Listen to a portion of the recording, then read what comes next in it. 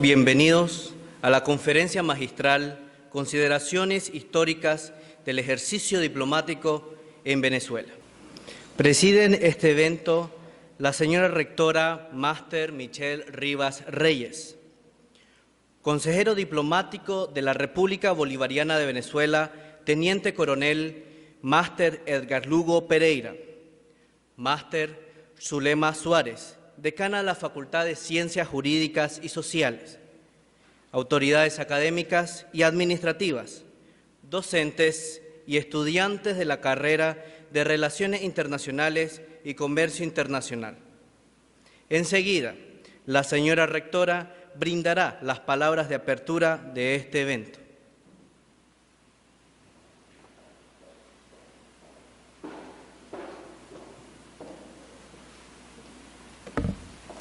Muy buenos días, sean todos bienvenidos. Maestro Lugo, bienvenido a esta su universidad. Queridos estudiantes, autoridades académicas y administrativas. Es para nosotros un honor recibirlos hoy aquí en esta su casa, en esta casa de estudios, compartiendo con nuestros estudiantes de Relaciones Internacionales y Comercio Internacional. La universidad hace un esfuerzo por internacionalizar sus programas y qué mejor manera de hacerlo que trayendo a casa a los actores internacionales. Por eso esta mañana le queremos agradecer su participación, porque no es lo mismo leer un libro que escucharlo de viva voz y tener la oportunidad para hacer aquellas preguntas que deseen hacer los muchachos. Así que yo invito a nuestros estudiantes mayormente de primer ingreso que acojan esta oportunidad, la vivan, la aprecien y aplíquenla en su vida. Todo aquello que van aprendiendo desde el día número 1 les va a servir a lo largo de su carrera, independientemente donde vayan a trabajar. A mí me corresponde presentar al maestro Lugo. El maestro Lugo ha sido designado como consejero diplomático ante la República de Nicaragua desde marzo del año 2020 en Venezuela. También funge como profesora de dedicación exclusiva del Instituto de Altos Estudios Diplomáticos Pedro Gual, adscrito a la Cancillería de la República Bolivariana de Venezuela, docente de la Maestría, Seguridad y Defensa de la Nación.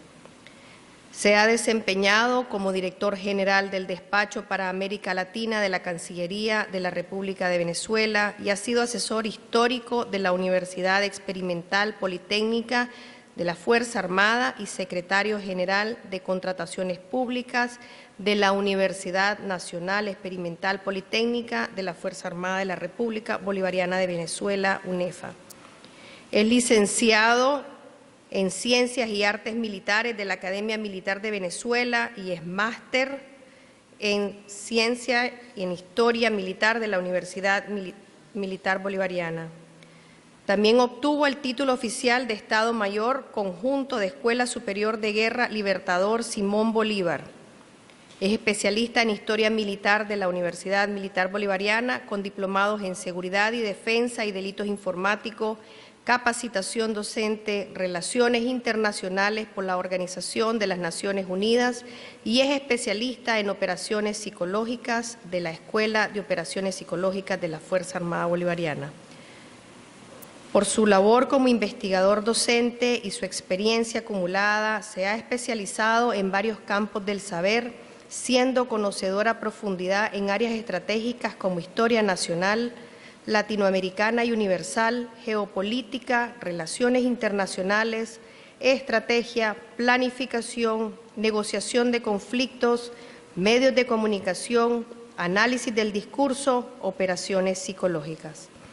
El máster Edgar Lugo es capacitado para ejercer labores de docencia, asesoramiento y acompañamiento en el diseño de estrategias comunicacionales y sociológicas, así como también en el manejo de recursos humanos, construcción de equipos multidisciplinarios, basándose en el liderazgo como fuente de una arquitectura estratégica, utilizando para ella los valores, la visión, la misión y la legitimidad.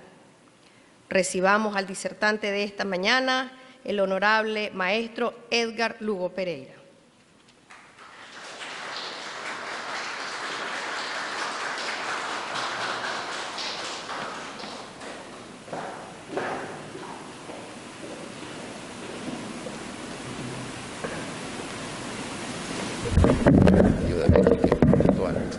Con el permiso de la audiencia me voy a retirar un momentico la mascarilla. Bueno, ante todo, muy buenos días, señora ciudadana rectora, cuerpo docente acreditado en la prestigiosa Universidad Centroamericana, compañero politólogo Javier Vera, que me acompaña en el día de hoy, decana del área correspondiente y su cuerpo administrativo, y en especial pues a los estudiantes que forman parte de la cohorte de la carrera pues de Relaciones Internacionales y Comercio Internacional, ¿correcto? ¿Lo dije bien?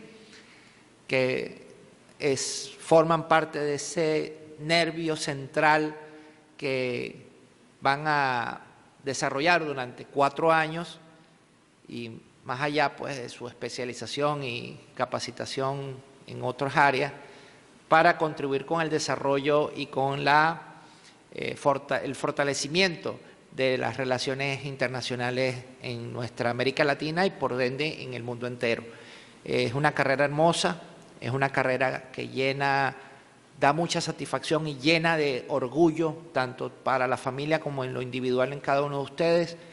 Y ténganlo por seguro que con un poquito de acuciosidad, un poquito de interés, sobre todo en la profundización de las lecturas, podrán lograr sus objetivos que tanto anhelan, que es trabajar pues en las áreas que más adelante tengan la oportunidad de ejercer. Y para eso es muy importante, como mencionó la ciudadana rectora, tener este intercambio con diferentes ejemplos a nivel internacional para lograr un grado de comprensión, un grado de integración y un grado de realidades que hoy en día hacen tanta falta y que de una u otra manera elementos artificialmente creados tratan de mover hacia otros derroteros, los cuales nos forman parte de nuestra propia idiosincrasia tanto nacional como internacional desde el punto de vista de la labor profesional que los estudiantes van a ejercer. Entonces, para mí, bueno, esto es un orgullo estar acá en este auditorio y representar a mi país para que ustedes conozcan un poco más, a grosso modo, porque son tantas cosas que hay que profundizar, pero que les va a servir de orientación y estaré a la orden para cualquier otra actividad, otras preguntas, otros requerimientos que ustedes necesiten desde el punto de vista de la patria de Bolívar, que es la República Bolivariana de Venezuela. A lo largo de 25 años, nosotros como república nos hemos otorgado un modelo de gobernanza diferente a lo que veníamos desarrollando como modelo político dentro de lo que es nuestro histórico nacional. Y eso tiene o trae a colación muchas transformaciones, muchos cambios desde el punto de vista técnico, desde el punto de vista jurídico, desde el punto de vista del discurso, desde el punto de vista de la comprensión histórica y hasta en lo cultural. Y cuando se rompen esos paradigmas, ese endurecimiento paradigmático cultural, el cual yo hago mucho mención en muchas ponencias, es ese cambio, esa transformación que hace efervecer naciones enteras y que motivan el cambio sustanciado precisamente en buscar nuevas fórmulas para darnos respuestas a modelos que ya se encuentran agotados. La República Bolivariana de Venezuela decidió profundizar en su acervo histórico, que es un acervo histórico muy amplio, y si nos vamos a a comprender por qué el proceso emancipatorio latinoamericano, precisamente hay que fijarnos en dos países fundamentales. Parece mentira, pero muy pocos conocen que la República de Haití fue la primera república independiente en la América toda. Sí, Haití. Y gracias a Haití, Venezuela recibió toda esa evolución, todo ese impacto que trajo lo que conocemos bien como la Revolución Francesa. Ese impacto revolucionario llegó a las costas de Venezuela gracias a los contrabandistas. A esos contrabandistas, porque si hablamos del comercio, ojo, si hablamos del comercio, el Reino de España en el territorio de Venezuela controlaba absolutamente todo lo que era el ejercicio comercial. No se podía comerciar, sino tenía que venir por el camino del Reino de España. Otra actividad colateral o fuera, como decimos hoy en día, la democracia del mercado, sería un acto criminal, castigado incluso con la pena máxima, la pena capital. Pero existía y se sembró lo que se denominó un contrabando, que precisamente venía de Haití, que ya era independiente. Entonces traía a las costas de Venezuela objetos, telas, sedas, perfumería, una gran cantidad de cuestiones que se comercializaban de manera ilegal. Y con esas mercaderías venían también los textos de Rousseau, de Voltaire, de Montesquieu. Venían las declaraciones que hacían en la asamblea revolucionaria en París. Y todo ese proceso revolucionario fue estimulando a una generación que trajo y materializó ese impacto revolucionario, generando el gran cambio que posteriormente se denominaría la Guerra de Independencia. Venezuela dio en su proceso de entrega sobre ese tipo de actividad cultural, por decirlo de esa manera, toda su energía, y con ello nacieron 5 naciones. 2 de ellas llevan nuestro tricolor nacional, que es la República del Ecuador y la República de Colombia, que se funda en la gran nación conocida como la Gran Colombia. Pero bueno, es más o menos para ilustrarlos un poco de cómo venimos nosotros creciendo en esta actividad, y por eso es que nos volcamos hacia nuestro acervo histórico, porque nos habíamos olvidado precisamente de nuestras propias raíces. Y de ahí nace el proceso revolucionario bolivariano. Entonces, doy inicio acá con unos pensamientos. Siempre doy esta articulación para generar ese enganche filosófico esencial que debemos de tener todos para poder desarrollar el arte y el manejo de lo que es la relación internacional o la diplomacia en sí. Todo eso tiene sus estratos, ¿no? Quisiera tener una fortuna material que dar a cada colombiano, pero no tengo nada. No tengo más que corazón para amarlos y una espada para defenderlos. Yo traigo a colación este pensamiento de Bolívar porque ahí es donde se siente o se percibe el máximo desprendimiento de un ser humano por una causa en común. No tengo más nada que darles que un corazón y una espada para defenderlos. Me voy con Montesquieu, ya lo había mencionado, El espíritu de las leyes, un tratado que él escribió, y yo saco de acá una expresión que él tiene allí. Hay causas generales, ya morales, ya físicas, que obran en cada gobierno. Lo elevan, lo mantienen o lo precipitan. Todos los accidentes están sometidos a estas causas. Y si el azar de una batalla, es decir, una causa particular, arruina o arruinó a un Estado, había una causa general que hacía que este Estado debiese perecer en una sola batalla. En una palabra, la modalidad principal arrastra consigo todos los accidentes particulares. Entonces, aterrizamos a Montesquieu y vemos que para poder lograr un objetivo hay que irlo construyendo paso por paso e ir integrando elementos para poder sumar y dar un resultado que es el que se persigue dentro de una planificación estratégica. Cuando esos elementos particulares, como menciona Montesquieu, no se cumplen, la causa general está perdida, la lucha está perdida, porque ¿cómo construimos un edificio sin basamento sólido? Desde el punto de vista de lo físico.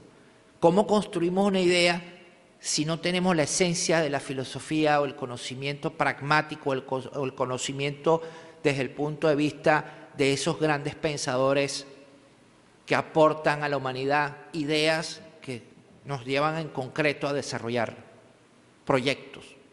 ¿Cómo lo entendemos? ¿Cómo hacemos? Montesquieu lo visualizó hace 350 años. Y precisamente es uno de los padres, uno de los ideólogos fundamentales de lo que se conoció posteriormente como la Revolución Francesa. Y fue lectura obligada de Miranda, Francisco de Miranda, el gran precursor, el generalísimo venezolano, que trajo la idea de la Colombeya. Yo les explico después qué es eso. Y posteriormente Simón Bolívar, quien fija posiciones muy radicales desde el punto de vista del ejercicio del proceso emancipatorio gran americano. Tomo acá otro pensamiento que es de un sociólogo francés, del cual yo trabajo mucho, dentro del área de la polemología, Gastón Butol. Él dice lo siguiente, o dijo lo siguiente: la victoria ha favorecido a uno u otro beligerante. Uno ganaba la guerra, pero los dos inexorablemente perdían la paz. Entonces nos damos cuenta que si se rompen todos los vínculos de la negociación, si se rompen todos los vínculos del tratamiento diplomático sobre una crisis X determinada, sea cual sea su razón de ser, económica, religiosa, política o todas ambas incluidas, llegamos a la guerra. Dejamos entonces que hablen los cañones. No tengo que hacer un poquito más allá de esfuerzo porque ya ustedes saben lo que es la guerra. Nosotros estamos viviendo un tipo de guerra actualmente, la República Bolivariana de Venezuela, algo incomprensible para muchos, pero estamos ahorita sumergidos en una guerra. Y la diplomacia tiene que hacer todo el esfuerzo posible e imposible para evitar que los cañones hablen. Cuando los cañones empiezan a hablar, corre sangre, hay muerte, hay destrucción, hay enfermedad, hay atraso. Y es un acto de negación de la humanidad en sí. Voy con una sinopsis. En el marco de la construcción del nuevo pensamiento político y diplomático bolivariano, se persiguió visibilizar al mundo los fundamentos y la pertinencia histórica de la actual estrategia nacional bolivariana. Nosotros llamamos estrategia nacional bolivariana todo aquello que nos vincula con nuestras raíces autóctonas, que nos vincula con nuestro acervo histórico, que es compartido con todas las naciones latinoamericanas. Nuestra historia es la historia de ustedes. La historia de ustedes es nuestra historia. El general Sandino leía a Bolívar y practicó muchos de sus preceptos. José Martí también leía a Bolívar. Y así sucesivamente muchos líderes latinoamericanos a lo largo de esa cronología histórica, desde que nacieron nuestras naciones a partir de 1810, de una u otra manera han tenido presente a nuestro libertador Simón Bolívar. Y con el libertador Simón Bolívar existen también otros libertadores y otras libertadoras. Y todos formamos parte de un encadenamiento continuo que nos hace ser partícipes de una lucha continua por nuestra emancipación, en contra de la opresión actualmente neocolonial que existe sobre los países en América Latina. Sus planteamientos se basan en las experiencias pasadas de la gesta de independencia, de la resistencia nativa precolombina, cimarronera, contra el Imperio Español, de la lucha de liberación de los pueblos y de sus legados políticos, sociales y económicos. Entonces hablamos de nuestros acervos históricos, de nuestras raíces fundamentales. Cada uno de nosotros tiene sangre india, sangre negra y sangre europea. Nadie puede estar exento de decir yo soy europeo porque vengo de descendencia del abolengo histórico. Sí, Bolívar tenía 300 años de descendencia histórica en América. Los primeros bolívares llegaron en 1560 al territorio de Venezuela. Cuando Bolívar, la tradición general de esa época era que el primogénito o el heredero tenía que formar parte del ejército monárquico español para darle continuidad a la política de Estado del Reino de España, de lo que es el control social desde el punto de vista de los tercios españoles. Pero se utilizaba la figura de la milicia. Entonces la milicia era, como decir, de segunda categoría. Cuando llegó el nombramiento de Bolívar a España, que lo firmaba precisamente la resolución, la firmaba el rey, en este caso Carlos IV. Carlos IV mandó a llamar a sus asesores, ¿no?, a sus consejeros. Bolívar, yo tengo mucha historia, conozco a la familia, indagó. Él dijo, no, yo no lo puedo formar, no le puedo dar el resuelto de teniente, en este caso de subteniente, de milicia. De una vez vamos a darle el resuelto de oficial de la monarquía española. O sea, a Simón Bolívar con 14 años ya lo consideraba el rey Carlos IV como una persona de abolengo muy importante en América Latina. De hecho, para la época Bolívar era la familia más poderosa económicamente que existía desde México hasta la Patagonia. Fíjense lo importante que era el apellido Bolívar y en este caso el heredero, que todo confluye en un punto específico. Y eso la gente no lo maneja muy bien. Bolívar llegó y estaba ahí. No, no estaba allí. Viene un histórico rodando detrás de él. Bien. Descripción de Bolívar como geopolítico y diplomático. Considerado junto a Miranda precursor de la geopolítica americana. En ese entonces la geopolítica era simplemente un ejercicio político más. Y el Francisco de Miranda, a través de todos sus viajes y el conocimiento que trae a colación, luego de él decidir iniciar un proceso emancipatorio, el cual fracasó en 2 oportunidades, y su heredero inmediato fue precisamente Simón Bolívar, que trae a América Latina todos esos conocimientos, esa filosofía, ese comprender el mundo desde el punto de vista de su accionar y comprender las fuerzas que se estaban gestando y la necesidad de hacer de América Latina una gran nación unificada como una confederación de naciones. Pero era muy bisoña la idea y era demasiado temprana y existía lo que les mencioné al principio, un endurecimiento paradigmático cultural, muy difícil de romper. Y la única manera de quebrarlo era ejerciendo una lucha por la independencia. Y ya sabemos todo lo que trae el luchar por darnos una independencia, que es la guerra. Entonces la guerra empiezan a hablar los cañones. Entonces, ¿hablamos de independencia de gratis? No. Va a haber una lucha, porque hay un endurecimiento y hay que quebrarlo. Conocedor de la ciencia del Estado. Conocedor de la ciencia del Estado gracias a Miranda. Miranda, él compartió con Miranda en 1810 3 meses en su casa en Londres. Él no lo conocía desde años anteriores. España estaba ocupada por Francia. Acuérdense que a partir de 1807, 1808, España es ocupada por Napoleón Bonaparte. Y su rey, en ese entonces Carlos IV, y su hijo que lo hereda, que es Fernando VII, son exiliados a Bayona. Y se impone un regente francés. Llegaron a América muchos navíos franceses con cartas de Napoleón diciéndole a las colonias, en las regiones, en los virreinatos, diciéndole a las colonias que ya no eran parte de España, que eran parte de Francia. ¡Wow!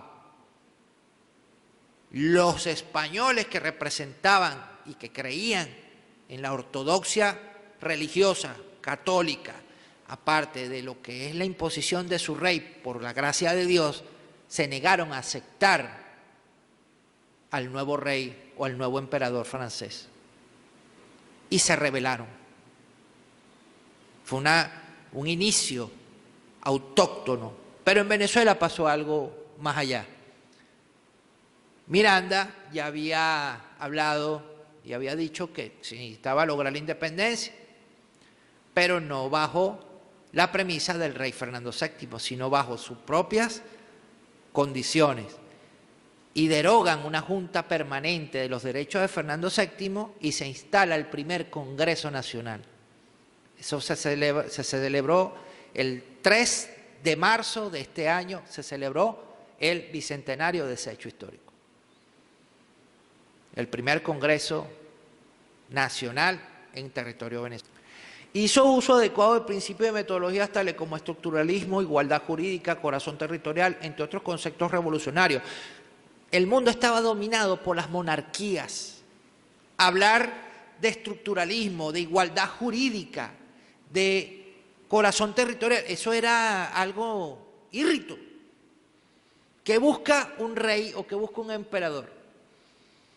Fagocitar territorios, conquistar naciones, asimilar pueblos, controlar sus riquezas, imponer un modelo de gobernanza arbitrario. Eso estaba fuera del enfoque. Pero eso estaba surgiendo en ese momento. El pensamiento geopolítico y diplomático bolivariano se encuentra en los siguientes documentos fundamentales. Manifiesto de Cartagena de 1812. Fue un escrito muy pertinente para el momento. Bolívar viene de ser derrotado, no Bolívar, Miranda viene de ser derrotado en la Primera República venezolana. Y en el exilio escribe el manifiesto de Cartagena. Se encontraba en Cartagena de India, en lo que hoy en día es la República de Colombia. Y dice que para poder libertar a la Colombia, en este caso, había que recuperar a Venezuela, que había caído en manos de las fuerzas realistas del momento.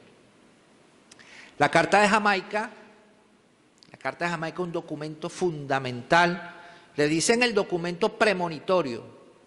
Parece que Simón Bolívar, en el exilio nuevamente, escribe un documento y es tocado por la gracia de Dios, por decirlo de esa manera, y visualiza el estado de la América Meridional, como él la llama. Él visualiza la América Meridional 200 años después. Ustedes leen la Carta de Jamaica y causa una impresión, porque lo que ve hace 200 años es lo que está precisamente ocurriendo hoy en día. El Congreso de Angostura, donde se funda la Gran Colombia, donde por fin logran, después de tantos años de batallar, fundar la República de Colombia, o Colombia la Grande, que es la conjunción, la unión del territorio de Venezuela, el territorio neogranadino y la provincia de Quito en una gran nación. Y el Congreso Anfictiónico de Panamá, que se dio en 1826, precisamente en Panamá, donde se habla de la Confederación de Naciones Americanas, para poder hacer peso en contra ¿de quién? Del Gran Norte que estaba ya iniciando su proceso de penetración en los territorios de América Latina y luchar contra las potencias monárquicas que pretendían recolonizar nuevamente a las colonias que se les habían independizado. Venezuela no había sido reconocida por el Reino de España hasta 1842, su principal enemigo. Todavía España acariciaba la idea de ir a invadir a Venezuela después de la muerte del Libertador en el año 1830. Y es hasta 1842 que el Reino de España dice, está bien, reconocemos que existe la República de Venezuela. Visión del Estado gran colombino. Bolívar veía el Istmo de Panamá como veían los griegos el Istmo de Corinto, que era la unión de todas las ciudades-estados en una sola fuerza mancomunada para enfrentar y poder resistir el embate, los ataques de en ese entonces el reino de Persia o el imperio persa que los quería asimilar. Entonces Bolívar veía lo mismo, percibía lo mismo del norte y de las potencias europeas.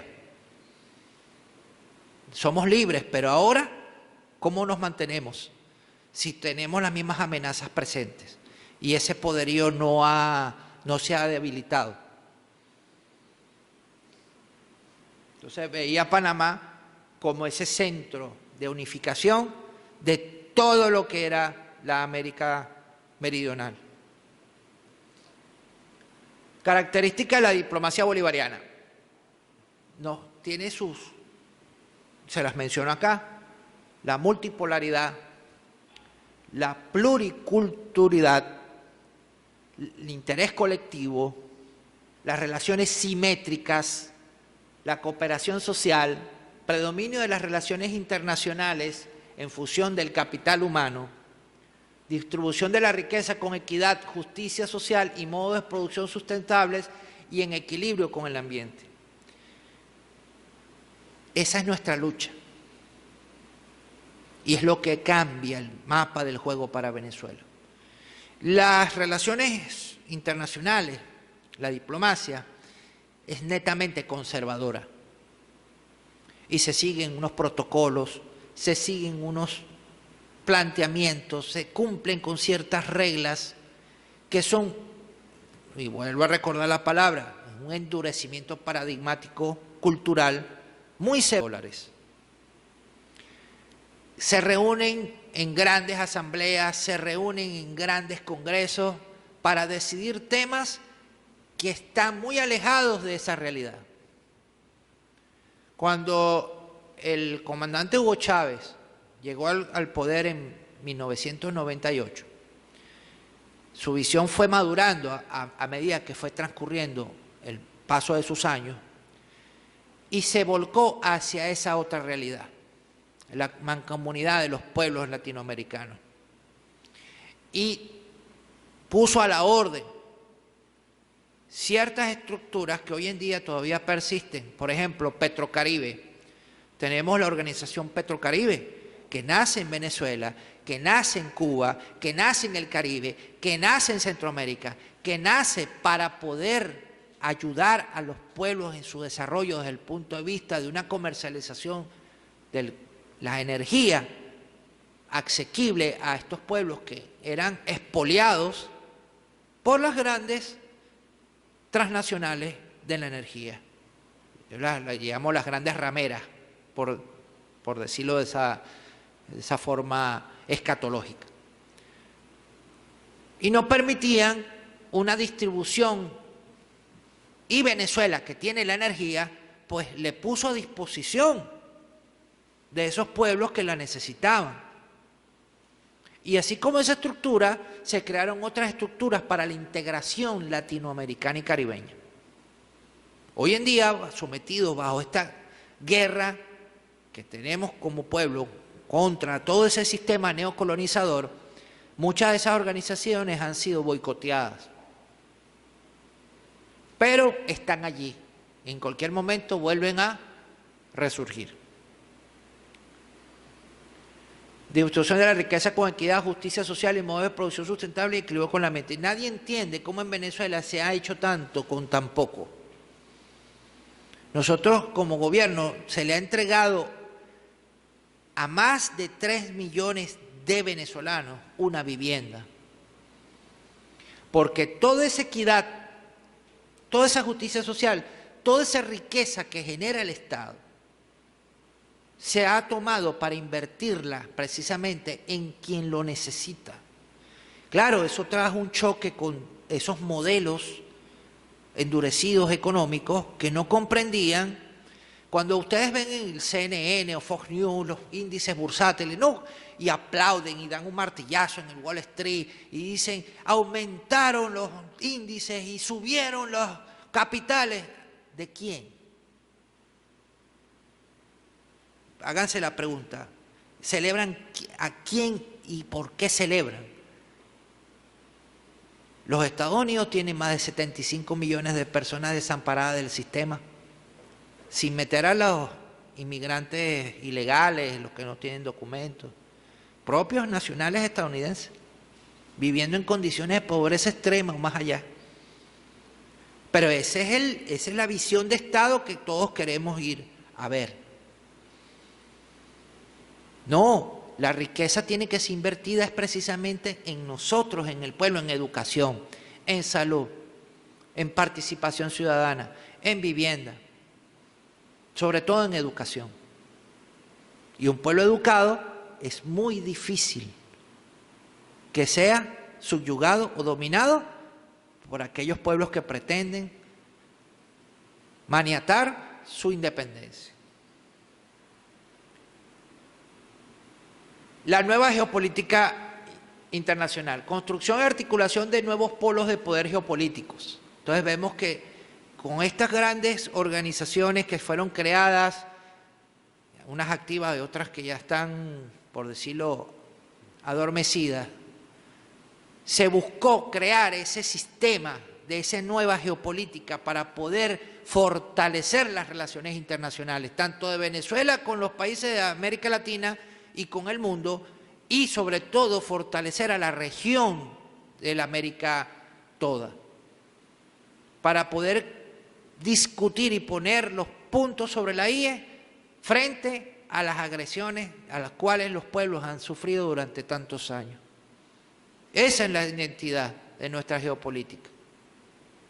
Afianzamiento de los intereses políticos comunes entre los países. Entonces somos parte de un sistema internacional, pero evitamos ser ingerentes en esos territorios, en esos temas particulares. Pero con el problema, entre comillas, de Venezuela, todos participan dentro de una injerencia. Y eso ha traído como consecuencia un gran estrés. Sin embargo, hemos mantenido, como quien dice, la paz, la calma. En Venezuela no se habla de xenofobia, no existe la xenofobia. En la ciudad de Caracas, donde yo nací, está en un área particular una sinagoga, está una mezquita y está una iglesia católica.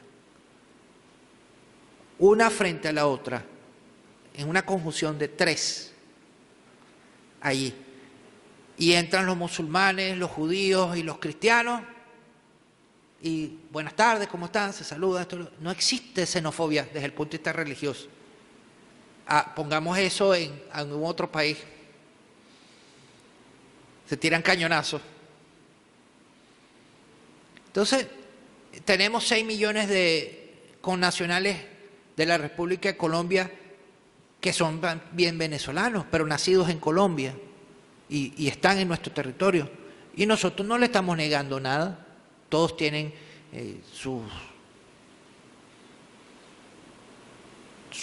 beneficios, pues, del Estado venezolano. ¿Por qué no están en Colombia? Ni hablar del 1 millón de ecuatorianos, de los 500.000 peruanos, de los 200.000 chilenos, que huyeron todos de Pinochet, de los 100.000 argentinos que huyeron de Videla, ni hablar de los españoles, italianos, portugueses, que huyendo del desastre de la posguerra a mediados del siglo XX, fueron todos a Venezuela a hacer su vida. Yo tengo apellido portugués.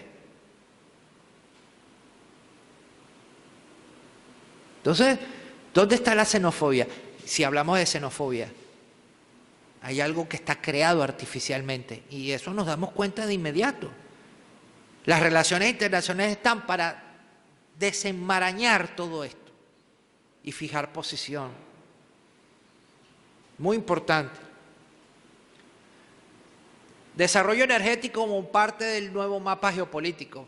Venezuela es productora nata de energía, con una certificación internacional, con la reserva más grande de hidrocarburos del planeta Tierra. Entonces, nos damos cuenta que los intereses cambiaron, ¿verdad? Venezuela tiene mucho petróleo y está a 5 días de navegación de la costa del Golfo de México, de Texas y de Luisiana y de la costa este, porque el petróleo de Arabia Saudita está muy lejos.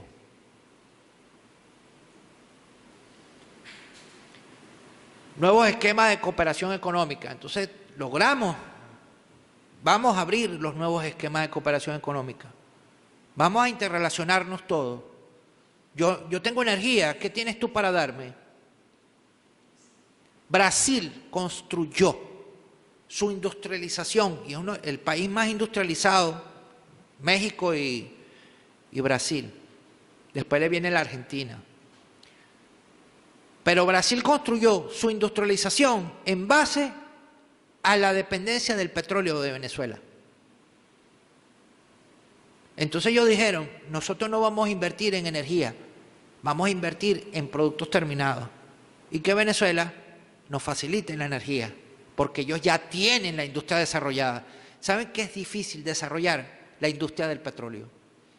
Venezuela tardó más de 100 años para desarrollar todo lo que hoy en día se puede hacer en Venezuela. Pero decir un país, tengo petróleo y voy a iniciar un proceso de industrialización, tiene que esperar 100 años más. ¿Será que los países hoy en día tienen tiempo para invertir en tanto tiempo? Es difícil. Por eso es que los países productores de petróleo son pocos. Son pocos los países productores de petróleo, porque se requieren grandes inversiones y se requiere mucho tiempo de inversión. No es fácil.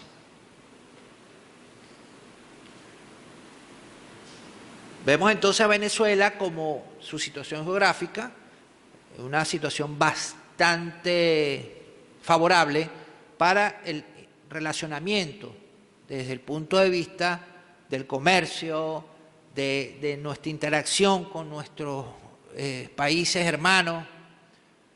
Es un puerto natural por excelencia a nivel geopolítico. Es un puerto. Tenemos acceso a todos los mares.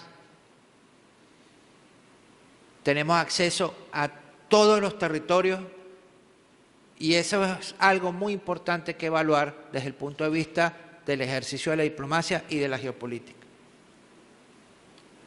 La nueva diplomacia bolivariana. Muchos se preguntarán, ¿por qué bolivariana? Si es República de Venezuela, ¿por qué República Bolivariana de Venezuela? Bueno, la pregunta bolivariana viene de la razón de ser del artículo número 1 de la Constitución de la República de nuestro país, que es todo el pensamiento radica en la filosofía y praxis del libertador Simón Bolívar. De ahí nace la palabra bolivariana.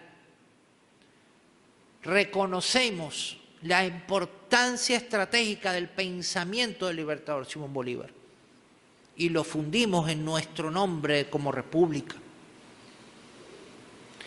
Pero más allá del pensamiento de Bolívar es la acción del Estado que nos conduce a seguir ese camino de verdades históricas que no pueden ser tapadas con el sol con un dedo, no pueden ser tapadas. son nuestras formas de ver, nuestro pragmatismo histórico, con sus aciertos y con sus errores. Pero ahí está fundido en el nombre de la República Bolivariana. Ruptura de la matriz tradicional diplomática del hegemón. Entonces tenemos un conservadurismo desde el punto de vista del relacionamiento internacional. Entonces hay que romper con ese hegemón, con esa hegemonía. Lo que es para ti es diferente para mí. Pero para eso están las mesas de negociación. Vamos a sentarnos a negociar. No, que el petróleo venezolano, yo te lo compraba a $6 el barril de petróleo. Sí, ahora vale $30. ¿Por qué tú me tienes que imponer a mí el precio si yo te lo tengo que poner a ti porque yo lo produzco? Caracterización de la diplomática de los movimientos sociales en contraposición de la diplomacia tradicional conservadora. Fíjense, movimientos sociales. ¿Por qué movimientos sociales? Es el pueblo. Una cosa es lo que dicen las estructuras conservadoras, muy bien pagadas en dólares, y otra cosa es lo que sienten los pueblos abajo. ¿Cómo percibimos eso? Entonces cada uno de nosotros tiene que tener esa sensibilidad, esa fibra humana. Oye, mira, esta decisión va a traer como consecuencia hambre para el pueblo. No, que las semillas transgénicas, que en Venezuela no están permitidas las semillas transgénicas. Ah, pero eso es el gran comercio. Entonces, pues, Venezuela no está en la jugada comercial porque no permite las semillas transgénicas. Pero ¿qué hacen las semillas transgénicas? Destruyen los cultivos tradicionales y colonizan al campesino y lo obligan a comprar la semilla transgénica. En Colombia hay un caso muy famoso, yo no sé si ustedes han tenido la oportunidad, pueden buscarlo en las redes, de que destruyeron una gran cantidad de semillas naturales porque hay una ley, un decreto que impedía que los campesinos cultivaran con sus propias semillas y tenían que entonces comprar las semillas de Monsanto, obligados. Pero eso, como forma parte del Star System, del sistema conservador, no se le da mucha vigencia, porque causa... Y el campesino sabe lo que necesita, porque sabe, es el tenedor de la tierra, no el dueño de las grandes transnacionales. Desalinear los ejes de poder neocolonizadores, restablecer la sincronía en la América Meridional, deshabilitar los modelos económicos explotadores. Esa es nuestra visión de la diplomacia bolivariana.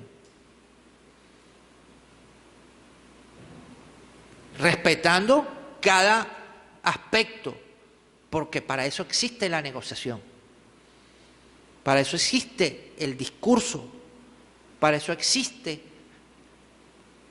el intercambio de ideas fundamentales. En Venezuela no funciona. Ningún país, yo los invito de verdad a pensar, ningún país soportaría la agresión exceptuando Cuba y Nicaragua. Ahí hay que reconocerlo. Ningún país soportaría, fuera de estos tres, esa presión tan salvaje como se le ha sometido a Venezuela en la economía, en los recursos, en el manejo de sus sistemas financieros. Ningún país, ninguno. Exceptuando Siria, donde sí han soportado y ya hablaron los cañones. Entonces vemos la destrucción de una nación, porque los cañones empezaron a hablar. Pero ahí está ese pueblo digno que es el pueblo de Siria, el mismo pueblo palestino, que están parados de frente contra esa imposición. A Venezuela lo que le hace falta es que empiecen a hablar los cañones. Gracias a la diplomacia bolivariana eso no ha sucedido. Gracias a la diplomacia bolivariana la xenofobia en Venezuela no se ha desatado. Causa mucha molestia cuando uno se entera que en Perú violaron a una niña venezolana, que en Colombia asesinaron a un joven venezolano por simplemente ser venezolano. ¿Ustedes se imaginan en Venezuela ojo por ojo, diente por diente? Ah, tú me mataste a un venezolano, yo te mato 15. Y así empieza la escalada del conflicto para la guerra civil. Yo aprendí algo muy importante y se lo voy a dar a ustedes, que es lo siguiente: el diplomático escucha todo. El diplomático escribe todo. Y el diplomático, cuando va a hablar, habla poco. Pero habla lo que tiene que decir, basándose en lo que escuchó y en lo que escribió. Tenemos un buen diplomático que sabe entender el sistema y sabe comprender la esencia de lo que lo está rodeando y en el momento en que está. Gracias. Equilibrio internacional. Impulsar la multipolaridad. Ya habíamos hablado que la multipolaridad forma parte de nuestra estructura. Bueno, vamos a impulsar la multipolaridad. Vamos a permitir que los actores se presenten, así tengan algo que decir o no tengan nada bueno que decir, pero que se presenten. Vamos a buscar el concuerdo de las ideas. No quedarme petrificado, fosilizado ahí. No, eso es imposible, no se puede, porque no se puede, porque Rousseau dijo que no se puede, porque Marx dijo que no se puede. O sea, el endurecimiento de las ideas hace que nos convertamos en actores que erosionan quizás ese intercambio, esa unión, esa búsqueda de la multipolaridad. Ah, no, todo es hacia allá, hacia el norte, pero es que el sur también existe. Promover la integración granamericana. Consolidar y diversificar la cooperación multifactorial de todos los elementos por haber. Por eso es que hablamos de la diplomacia de los pueblos. Entonces reunimos a la gente en Venezuela o en otros países y conversamos y establecemos líneas y qué ideas tienes tú y cómo podemos mejorar esto y cómo podemos buscar lo otro. Es desde abajo, es la sensación de integración que se requiere con los pueblos para que el interlocutor, en este caso ustedes, puedan tener una idea cierta o aproximada de las necesidades que se van a lograr en esa negociación, en ese convenio, en esa firma de acuerdos, en esa alianza.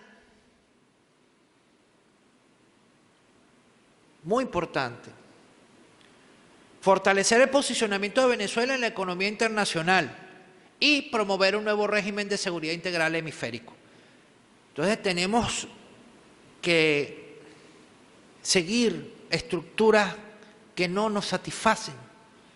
Entonces Colombia, la República de Colombia, por mencionar, ellos quieren ser miembros de la Organización del Tratado del Atlántico Norte, de la OTAN. Están luchando por ser miembros activos de la OTAN. ¿Y qué es la OTAN? Los invito a que lean un poco, investiguen y se hagan la pregunta: ¿qué es la OTAN o la NATO? Una organización guerrerista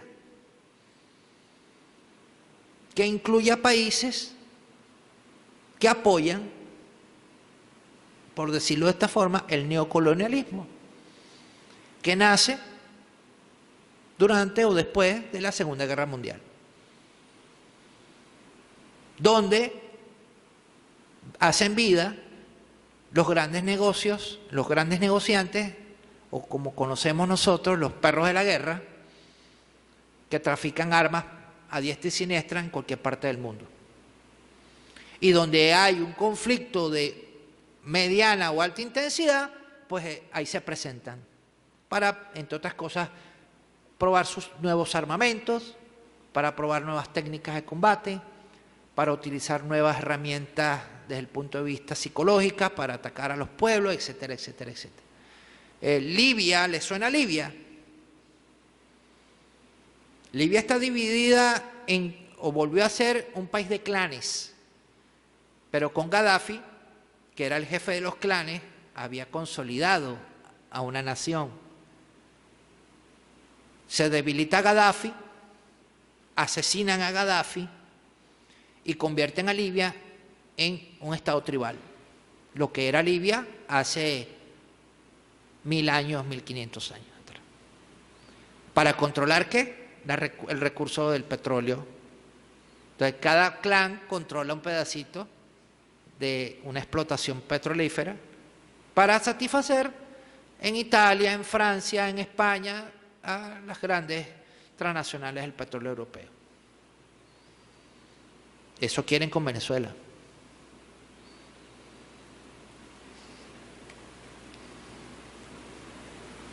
Estrategia bolivariana: propiciar una avanzada intelectual para reconstruir las teorías actuales de dominación que se encuentran en absoluta decadencia. Fíjense, nosotros hemos pasado por un proceso reeducativo, de recomposición de ideas, de fórmulas filosóficas, fórmulas estratégicas, para poder entonces crear esa avanzada. Yo formo parte de esa avanzada.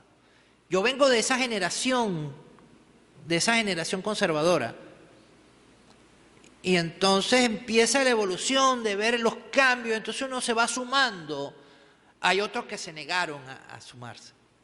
Y entonces rechazaron, es profeso, ya, no. Eso no, en mi universidad yo aprendí, no, ya un momentico, uno tiene que ser una esponja, así como ustedes están, los jóvenes acá, son una esponja que están absorbiendo, pero impresionante. Y eso es muy positivo. Que tengo una posición fijada. Bueno, ese endurecimiento paradigmático cultural ya quedará a su criterio, respetando su individualidad de cada quien. Pero mientras sumemos esas fuerzas para poder ser más permeables y ser flexibles en una negociación, esa negociación va a ser más exitosa. Plantear nuevos enfoques autóctonos con la finalidad de alejarnos de las visiones eurocéntricas y anglosajonas ajenas a las realidades, en este caso de Venezuela. Sí, nosotros teníamos una imposición anglosajona, pero primeramente eurocéntrica. Entonces nuestro norte, nuestra forma de visión de Estado, nuestro modelo de gobernanza, nuestra forma de visión social era convertir a Caracas en París. Entonces tuvimos un gobernante en el siglo XIX, le decíamos el afrancesado, Antonio Guzmán Blanco, que gobernó el país durante 3 periodos, que es bastante confuso, ¿no? Eso eran imposiciones. Y él se la pasaba, era en París, gobernaba desde París. Y trató de convertir a Caracas en una pequeña París. Ya para 1870, Caracas tenía un tranvía y tenía electricidad. Entonces, pero ya baja un momentico, o sea, París, tú estás en París, pero la gente muriéndose de hambre, las enfermedades, la viruela acabando con el pueblo, no había trabajo, no había formas de... ¿Construyeron un ferrocarril? Sí, el ferrocarril lo construyeron, pero ¿quién lo construyó? No fueron los venezolanos. Fueron los franceses. Y para de contar. Entonces, hay esos temas pues, que se cruzan y que uno da por descontado. No, pero es que eso ya va, espérate un momentico, eso no es así. Tú no eres francés, tú no eres alemán, tú no eres británico, tú eres venezolano. ¿Dónde te perdimos? En la educación. Te colonizamos por la educación. Derribar definitivamente la filosofía geopolítica y la contención de la amenaza del comunismo, la guerra contra el terrorismo y la visión de la doctrina de la guerra preventiva. Eso es netamente estadounidense. Entonces, lo que es la justicia social, desarrollo sustentable, el Estado apoyando a sus ciudadanos, eso es comunismo. Entonces, como el comunismo para ellos históricamente ha sido una amenaza, todo lo que sea rojo hay que atacarlo, hay que destruirlo, eso no sirve, Entonces vemos que el sistema de salud de los Estados Unidos colapsó. ¿Cuál es la nación que tiene mayor cantidad de contagios de fallecidos por el COVID-19? No le gana a nadie, los Estados Unidos. Vemos cómo se cayó el sistema de salud español, que decían, y decían ellos, el sistema de salud español es el mejor del mundo. Sí, el mejor del mundo. 200.000 muertos. Pero vemos que aquí en Nicaragua, creo que la tasa de mortalidad no llega ni al 0,2%. Yo creo que la más baja de América Latina es aquí, el país de Nicaragua. Extraordinario. ¿Cómo se logra eso? Esa es la pregunta que hay que hacerse. ¿Cómo se logra eso? Ah, pero nos atacan a nosotros. No entiendo. Entonces, hay un sistema que sí funciona, pero que no le funciona a los grandes, porque no hay una inversión, porque no hay una visión de Estado para eso. Y que se convirtió en un gran negocio el tema de la vacuna. Un negocio mundial. El mejor negocio que se le ha podido presentar. Mascarilla y la vacuna. Seguimos. Redefinimos a partir de 1999. ¿Por qué? Porque a partir de 1999 se refunda la República, en este caso deja de existir la República de Venezuela y pasa a convertirse en la República Bolivariana de Venezuela, porque en ese año se hace la nueva Constitución y se vota.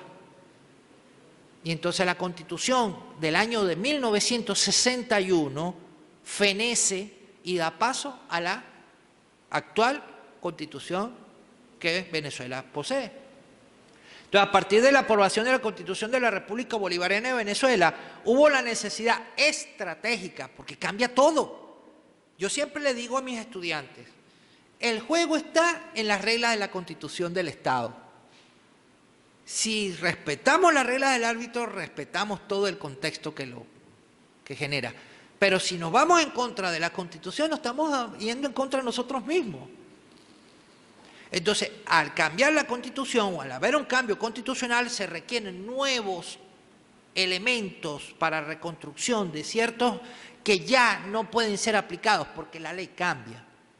Entonces decimos eso estratégico, adecuar la formación y capacitación de docentes, de analistas, militares. Fíjense el cambio del paradigma militar. Entonces traigo a colación, para 2002, el presidente Hugo Chávez fue víctima de un golpe de Estado, porque ese paradigma no se había roto. Entonces, el militar conservador que apoyaba o estaba sumergido dentro de su constitución anterior derogada, entonces no aceptó el cambio. Entonces, no, a este hay que sacarlo. Generalmente sucede cuando pasan estas cosas desde el punto de vista de la política interna de cada país. Cuando hay una ruptura, hay una resistencia. Cada pueblo sabrá cómo manejar sus temas, ¿no? Entonces, y asesores de seguridad y defensa a los parámetros filosóficos y doctrinales de la nueva concepción de la seguridad de la nación. Nos cambió todo. Nosotros tuvimos que refundar la ley todas las leyes orgánicas. Y todavía nos falta. Es un proceso muy largo. ¿Cómo cambiar un código civil? Cuando casi todos los países latinoamericanos tienen el código civil que escribió Napoleón. ¿Qué complejo es esto? No, eso es fácil ya, y aquí estamos, y hacemos, y no, eso lleva un proceso de construcción, paso por paso, ladrillo por ladrillo. No estamos construyendo castillos de naipes que pueden ser derrumbados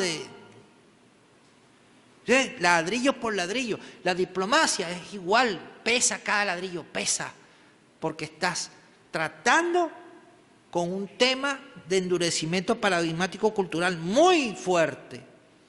Se remonta siglos.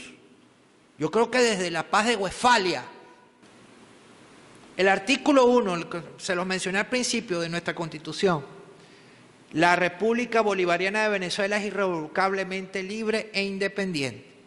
Fundamenta su patrimonio moral y sus valores de libertad, igualdad, justicia y paz internacional en la doctrina de Simón Bolívar, el Libertador. Ese es nuestro primer artículo del texto magno. De ahí parte todo.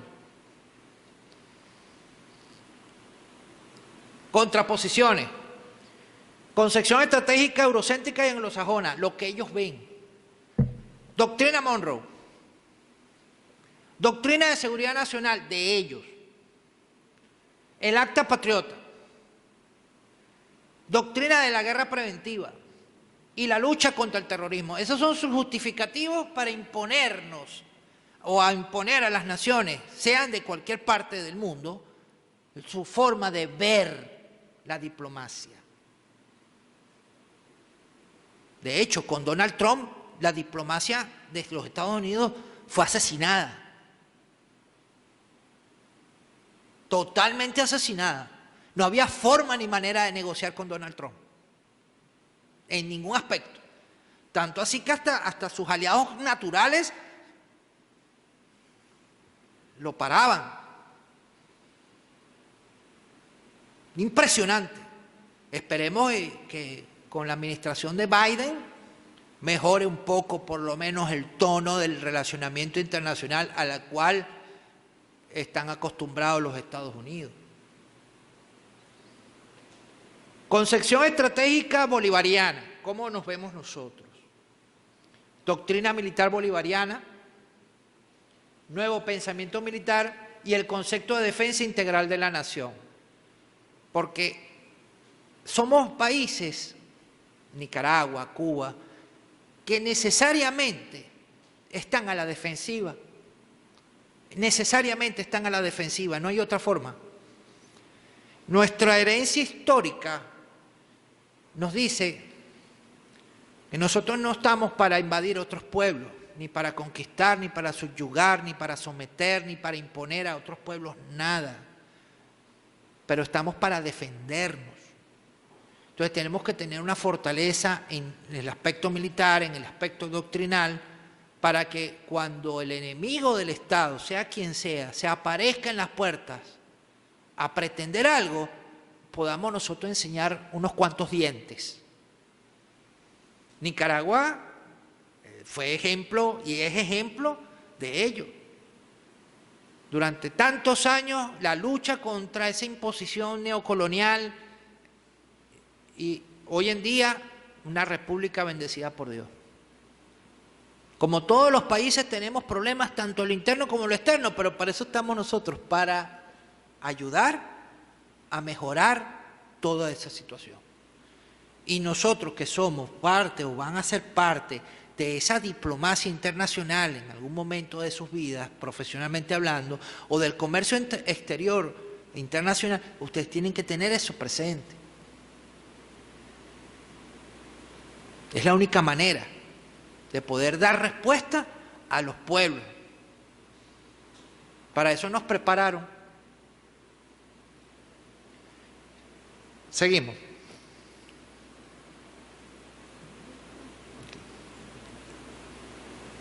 Objeto de estudio. El desconocimiento de la doctrina bolivariana evidencia un marcado alejamiento de la fundamentación filosófica y teórica del proyecto de cambio que se está impulsando en la sociedad del siglo XXI. ¿Por qué digo del siglo XXI? Porque nosotros marcamos un antes y después a partir de 1999 y nos tomó el tema del siglo XXI en puertas, ¿no? Entonces, la nueva sociedad del siglo XXI, ¿cómo nos vemos nosotros en el milenio que se está iniciando? ¿Qué perseguimos nosotros para el futuro? ¿Cómo logramos nosotros, cómo vamos a lograr esos objetivos? La única manera de hacerlo es en paz, con concuerdo, con relacionamiento internacional, con equilibrio ideológico, con equilibrio económico. Dentro de un mundo de fieras que quieren impedir que eso pase.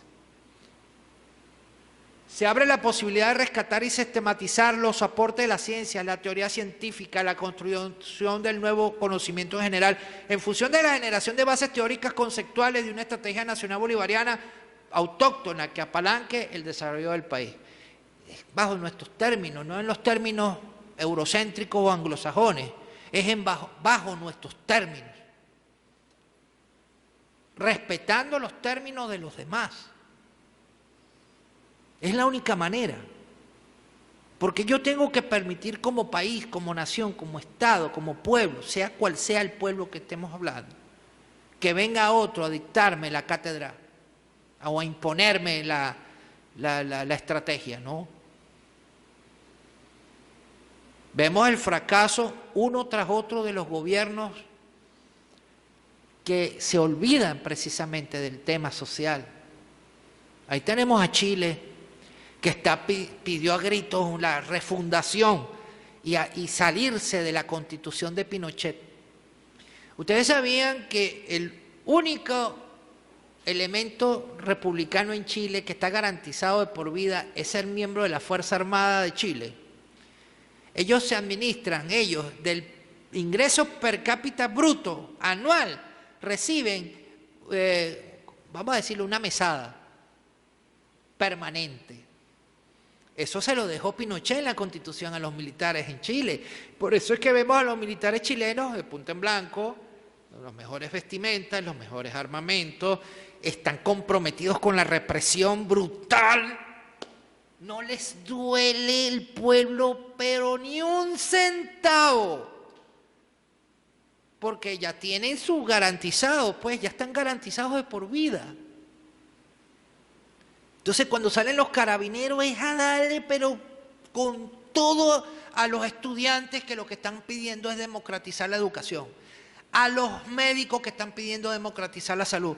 No, allá todo vale.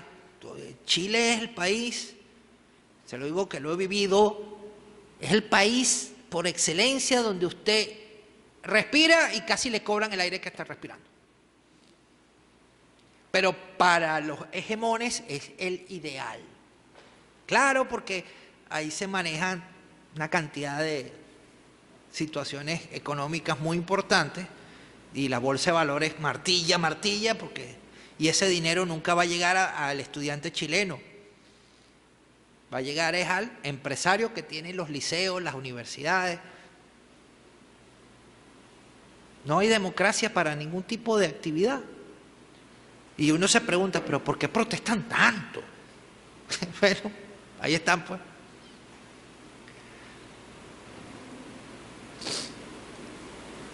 Filosofía de la praxis. Reclamamos una cultura para el abordaje de los problemas estratégicos, analizarlos y solucionarlos sobre la base del pensamiento y la acción, de la teoría de la práctica bolivariana. La estrategia nacional bolivariana es esencialmente ideológica, política y doctrinal, teniendo claro cuáles son los riesgos, problemas, amenazas que acechan la independencia y la autodeterminación del pueblo, la soberanía e integridad del territorio. En Venezuela hay una revolución, el socialismo bolivariano. Sí, hay una revolución. Una revolución, la gente le tiene miedo a la palabra revolución. Revolución es cambio, transformación. Ahí no se habla de comunismo, que es un modelo económico. Se habla de capitalismo, claro que el capitalismo está sumergido en todos los procesos. Como modelo económico, ese capitalismo se vino en contra de nuestro pueblo para subyugarlo, someterlo y entonces hacer un cambio, una transición. Claro, ya la transición la están pidiendo a punta de balazos, de cañonazos. Por eso es que no ha sucedido ni sucederá. Teniendo claro cuáles son los riesgos, problemas, amenazas que acechan la independencia, la autodeterminación del pueblo, la soberanía e integridad del territorio. En Venezuela una revolución del socialismo bolivariano es propio, autóctono, sui generis, se comenzó a caracterizar la metaestrategia destinada a la paz, plantea la justificación histórica de la América Meridional, hoy más vigente que nunca. Entonces nosotros nos declaramos un territorio de paz. De hecho, decimos que a la América Latina y el Caribe es un territorio de paz. En América Latina y el Caribe no hay conflictos de alta intensidad como existen en otros espacios continentales. Tenemos nuestros problemas internos regionales, nacionales. Colombia tiene la guerra más antigua de América, más de 50 años, tiran tirios y troyanos tirándose unos con otros. Esa es su realidad política. Ellos han buscado la forma de solucionarla. Bueno, en algún momento lo lograrán, por bien del pueblo. Y cada país tiene su forma, pues, de resolver sus asuntos particulares, pero es un territorio de paz. Yo estuve en una reunión hace un tiempo y le pregunté a un agregado militar, y yo le dije, la pregunta fue la siguiente: ¿qué opina usted si a Venezuela la invaden? ¿Qué opina usted si a Venezuela la invaden? Militarmente, ¿no? Ah, caramba, me dice el militar. Bueno, mire, yo no podría aprobar eso, dice él. Yo no podía aprobar eso porque si a ustedes los invaden, los que seguimos somos nosotros. Pero los políticos son los que toman las decisiones al final de todo. Y uno como militar tiene que cumplir la orden. Y esa es la realidad. Nadie, ningún país latinoamericano aceptaría que fuese invadido por otro país. Ninguno. Porque el que sigue es el vecino.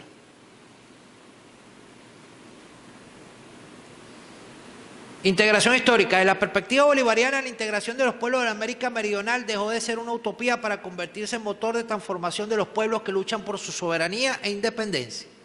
En la Carta de Jamaica, 1815, Bolívar plasma su sueño de integración granamericana en contra de las amenazas imperiales. En el Congreso de Angostura, 1819, propició la forja del nuevo Estado-Nación, referencia al actual proceso revolucionario.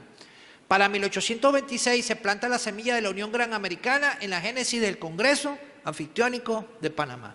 Esos son documentos fundamentales, los pueden bajar por el internet, los pueden leer, ahí están.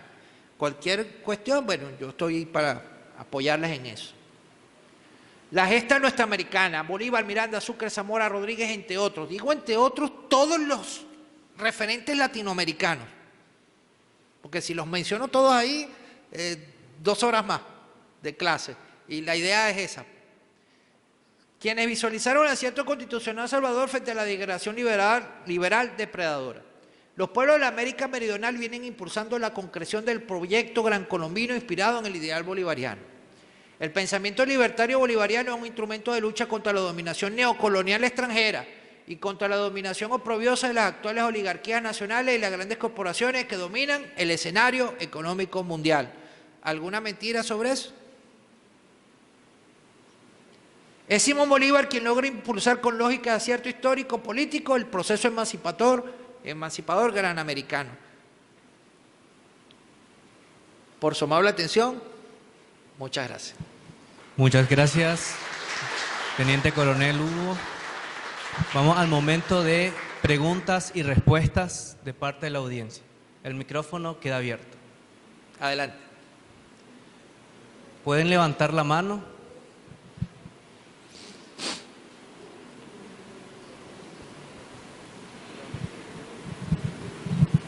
Primero que nada, muy buena presentación. Gracias, gracias.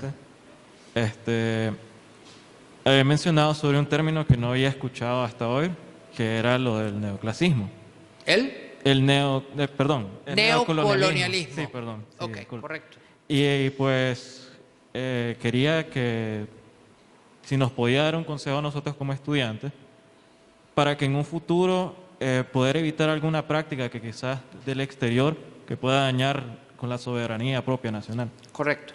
Bueno, te respondo la parte de la palabra neocolonialismo, ¿ok? Es lo nuevo.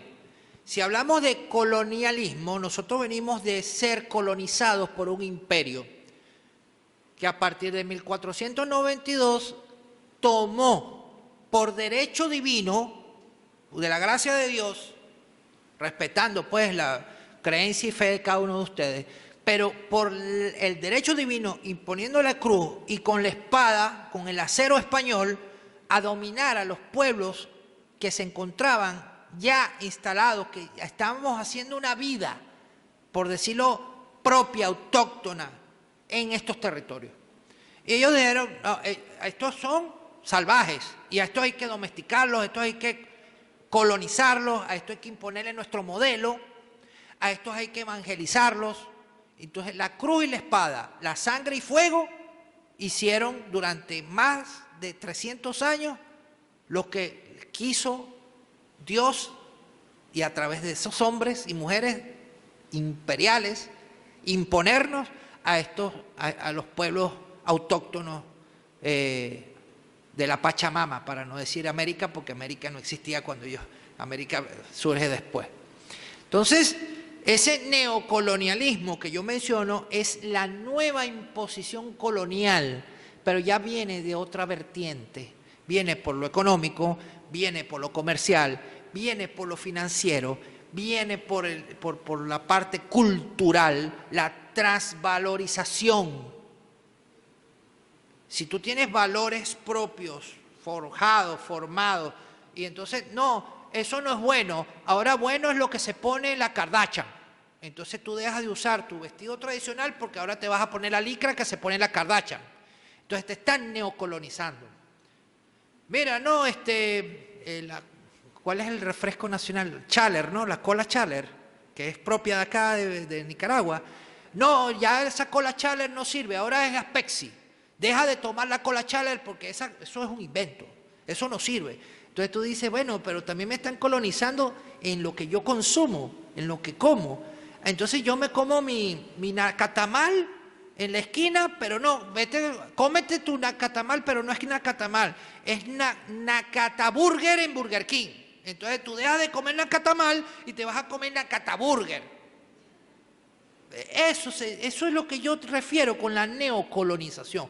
Te están imponiendo una cantidad de estrategias para poder conquistarte y te suman a esa cohorte de colonizados que en la actualidad estamos viviendo. Las redes sociales son sistemas de neocolonización. Entonces yo niego la realidad de mi familia, de mi mamá, de mi papá, porque me lo dice un youtuber. Pero mamá, pero mira, pero es que Michelito dice que, ya va, hijo, ¿de dónde sacaste tú eso? Entonces hay un choque, hay un paradigma, hay una ruptura. ¿Hay cosas positivas? Claro que sí. Yo no puedo negar la extraordinaria cultura histórica, musical, pictórica, escultórica de esas grandes civilizaciones. Pero una cosa es eso y otra cosa es que me impongan, no, ahora yo soy francés. Entonces tú mañana eres francés, te comportas como un francés. No, yo soy venezolano, caraqueño, de la parroquia San Juan. No nací en Bordeaux. Entonces te neocolonizan. No, yo me siento diferente porque ahora como venezolano tengo que ser anglosajón. Sir Lugo. ¿Me entienden? No sé si te contesté. ¿Te quedó claro? Okay. Bien. Adelante, señorita. Buenos días. Mi nombre es Nelly Espinosa. Bueno, era más que como una curiosidad querer saber acerca de cuáles han sido unos logros importantes en la diplomacia venezolana. Ok. Bueno, mira, cuando se decidió refundar la República de Venezuela a República Bolivariana de Venezuela, hablamos de logros tanto desde el punto de vista de la matriz internacional. Te voy a decir uno solo, de tantos. Ustedes ven en la televisor el canal Telesur. Telesur. Bueno, Telesur es la ventana de Latinoamérica para el mundo. Así como vemos CNN, como vemos RT, como vemos Euronews, Telesur es vista también en el mundo y nos visibilizó como naciones latinoamericanas. Eso es un logro de la diplomacia bolivariana de Venezuela, en conjunción con las estructuras de la diplomacia latinoamericana, porque no fue solo imposible haberlo logrado. Al sumar todos esos esfuerzos logramos que una señal de televisión que mostrara la realidad de América Latina saliera al aire. Entonces la gente a veces está pasando o está haciendo zapping y se para en Telesur porque están pasando una noticia de Nicaragua. Oye, pero en Telesur están hablando de Nicaragua, sí, o están hablando de Bolivia, o están hablando de tal cosa, y no solamente lo malo. Tú ves CNN y en media hora sale Psicótico o Fox News. Toman lo cultural, toman la integración de la comunidad LGBTI. Imagínense ustedes, ¿quién puede hablar a nivel internacional en una señal abierta o por cable como Telesur con tomar los temas del género? El programa se llama Congénero.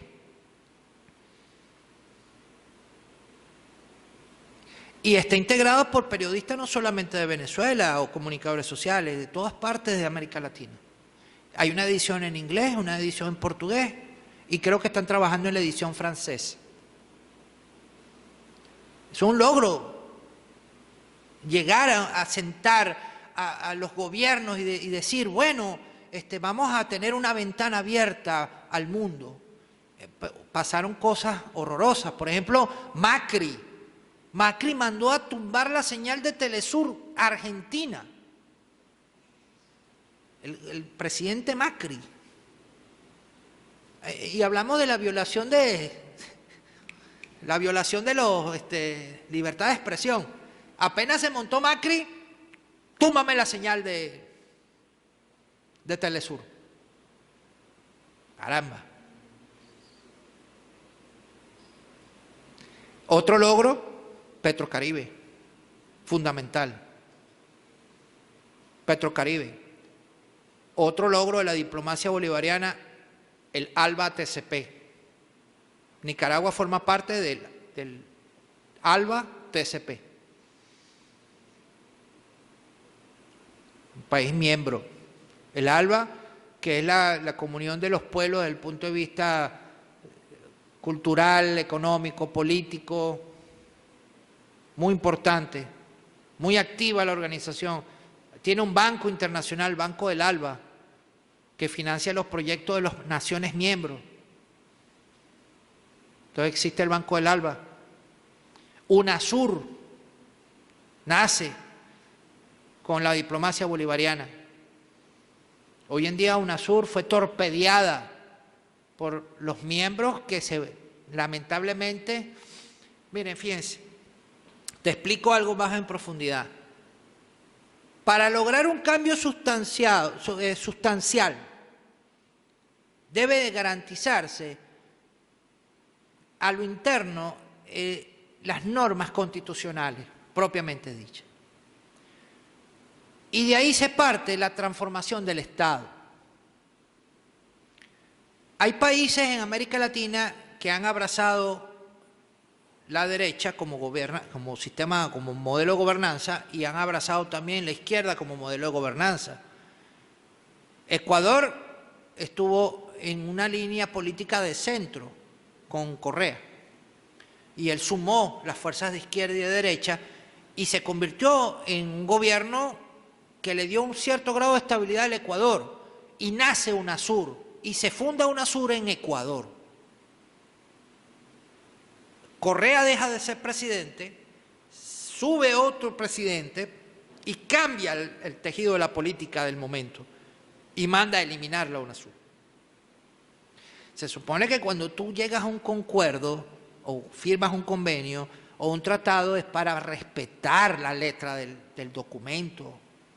Vamos a respetar la letra del nacimiento de UNASUR. Ah, no, las naciones se fueron en contra de UNASUR. Terminaron por subastar hasta la sede de UNASUR. Y así sucesivamente, un logro haber ingresado a Mercosur. Mercosur no nace con la Revolución Bolivariana, ya existía. Pero Venezuela logra ingresar a Mercosur como miembro pleno. gracias a un proceso de estudio, de fundamentación técnica, económica, política, y que Brasil, como lo mencioné hace unos minutos atrás, siempre ha visto a Venezuela como su proveedor de energía. Siempre. Entre Brasil, de Lula y Dilma, y Néstor, y después posteriormente Cristina, con Argentina, dieron el voto favorable para que Venezuela ingresara a UNASUR. Cuando sale Lula, sale Dilma, perdón, con el impeachment que le hicieron, un golpe de Estado político, 2016, y Macri se monta en el gobierno argentino, ellos autoritariamente, la derecha argentina y la derecha brasileña, expulsaron a Venezuela de Mercosur. Ahora nos vamos a la letra. ¿Por qué me vas a violar? Si firmamos un convenimiento, hicimos un tratado, hicimos una alianza, por tema político tú me estás violando la letra. ¿Qué ahorita es Mercosur? Mercosur es prácticamente una organización muerta.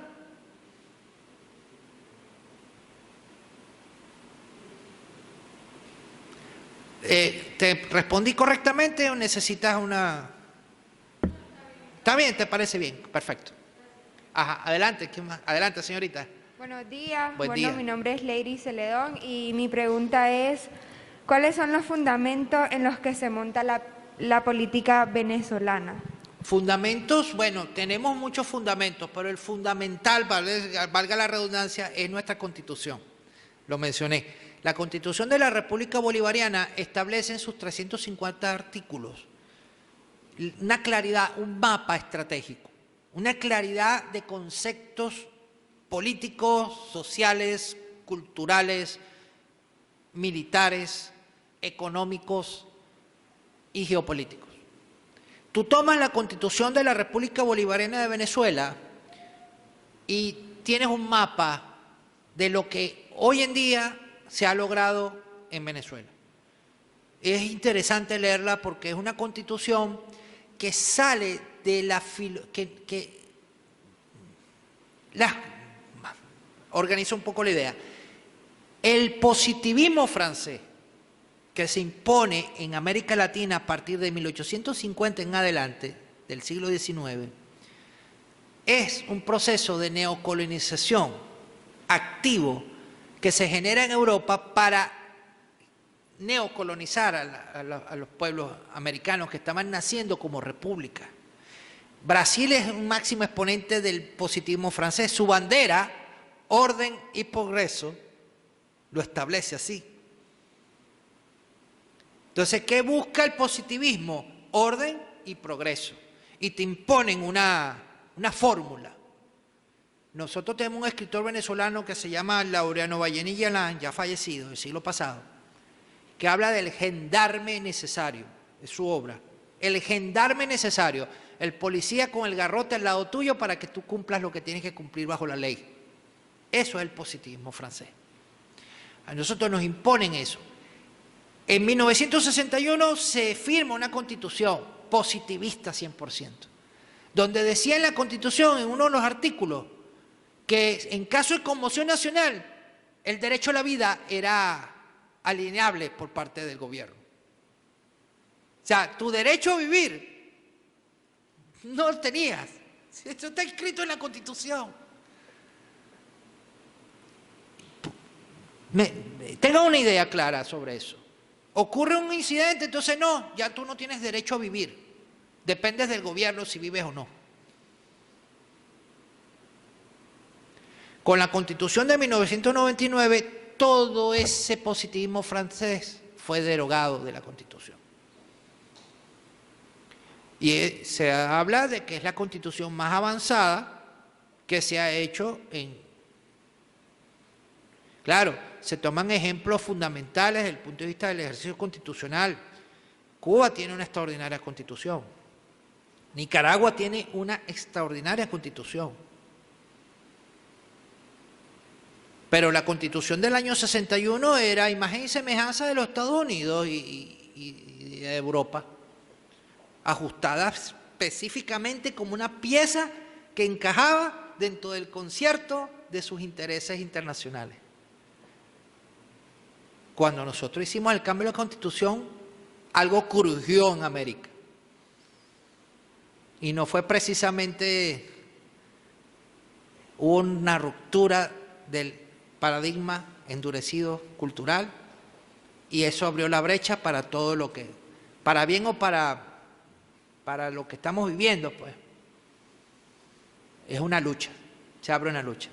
Entonces, otro documento, otro fundamento, nosotros se diseñó un plan que ahorita es ley, ya es ley, se llama ley del Plan de la Patria, donde se planifica en 5 objetivos históricos todo el desarrollo completo del Estado venezolano, desde el punto de vista de los objetivos económicos, culturales, educativos, todo, y viene un desarrollo que va aproximadamente de 25 a 25 años.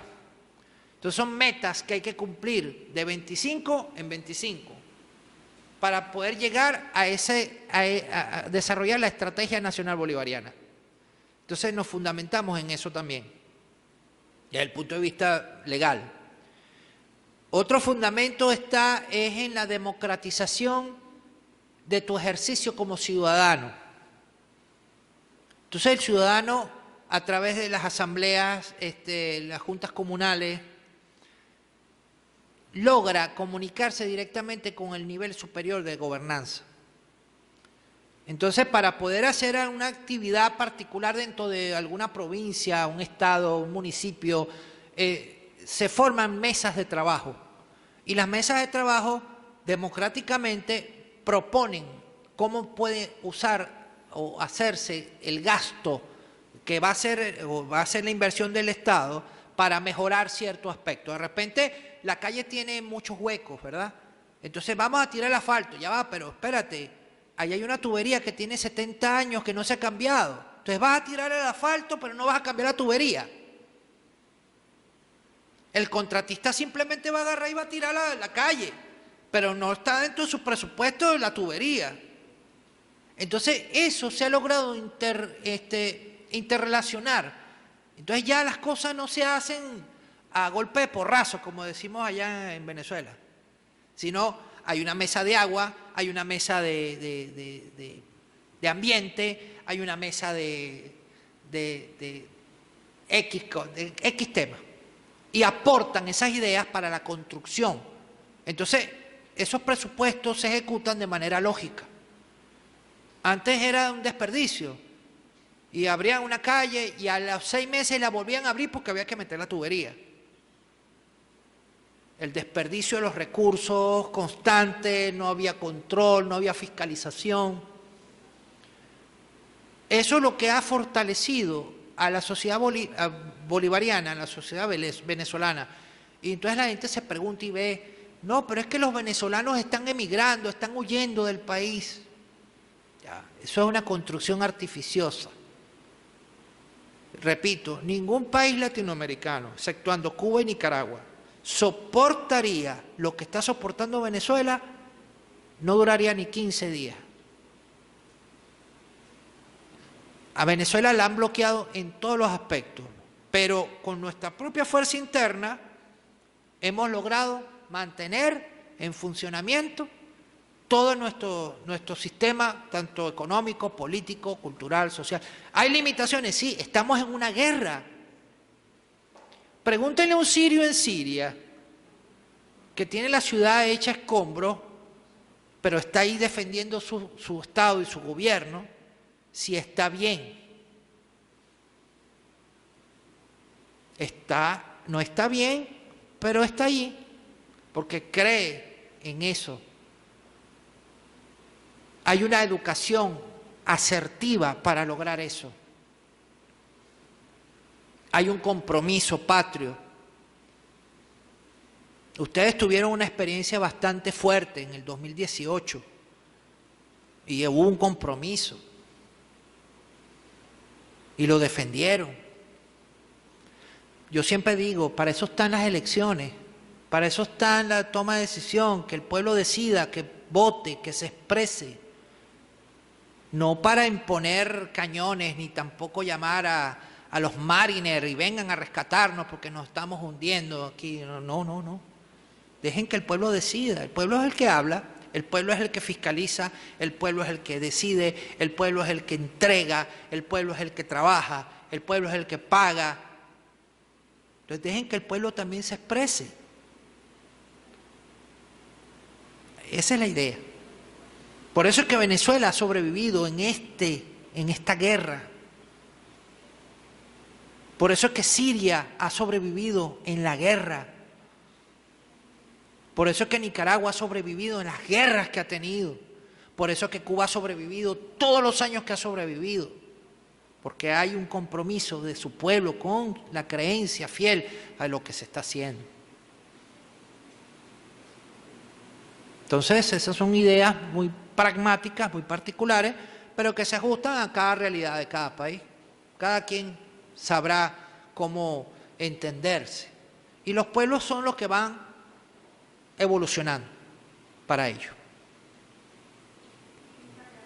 ¿Está bien? ¿Te contesté? Perfecto. ¿Alguien más? Bueno. Muy agradecido.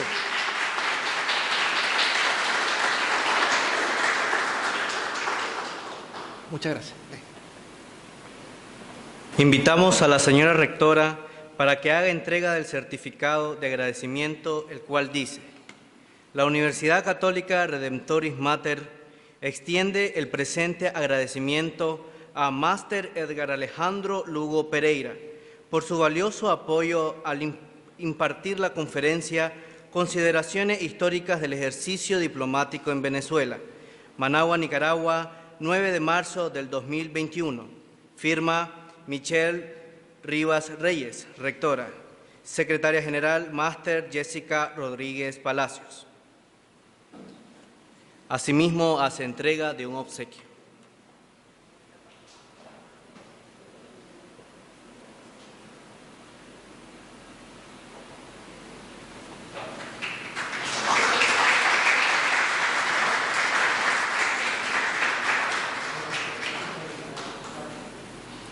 Agradecemos a todos por su presencia.